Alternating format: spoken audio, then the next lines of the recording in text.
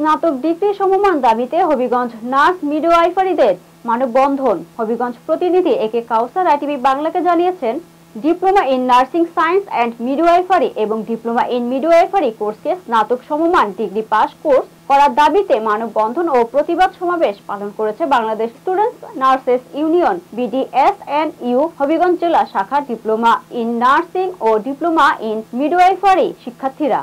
বৃহস্পতিবার 24 এপ্রিল দুপুরে হবিগঞ্জ শহরের নার্সিং কলেজ এলাকায় এই কর্মসূচি পালন করেন। আন্দোলনকারীরা বলেন, এইচএসসি পাশের পর তারা diploma in nursing science and midwifery এবং ডিপ্লোমা ইন মিডওয়াইফারি কোর্স সম্পূর্ণ করে।